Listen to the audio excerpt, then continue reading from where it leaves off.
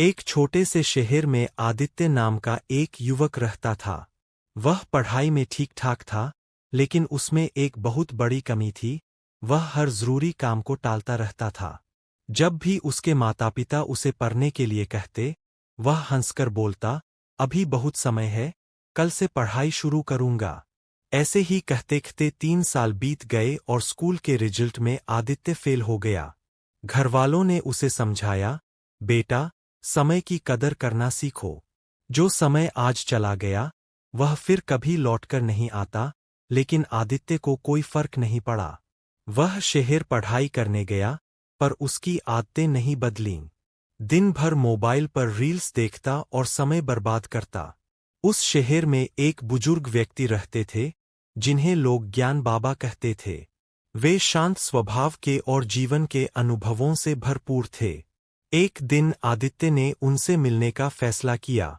आदित्य ने सिर झुकाकर कहा, बाबा, मैं हर जगह पीछे रह जाता हूँ।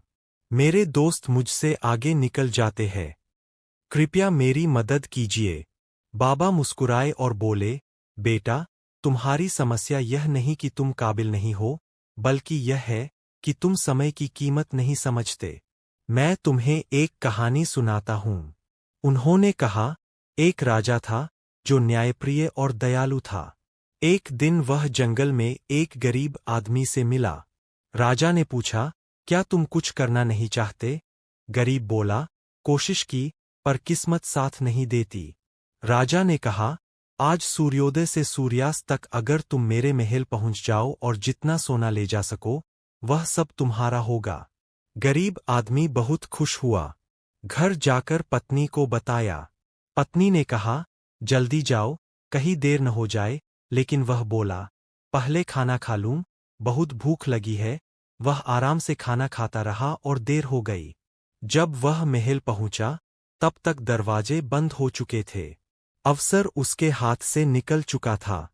कहानी खत्म कर बाबा बोले, समय की कीमत समझो बेटा, वरना एक दिन पछतावा ही बचेगा।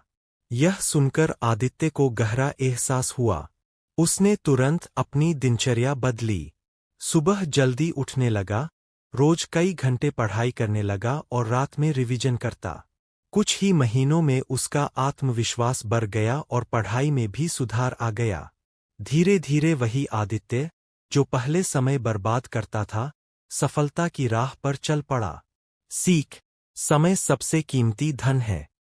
जो इसे समझ लेता है, वही जीवन में आगे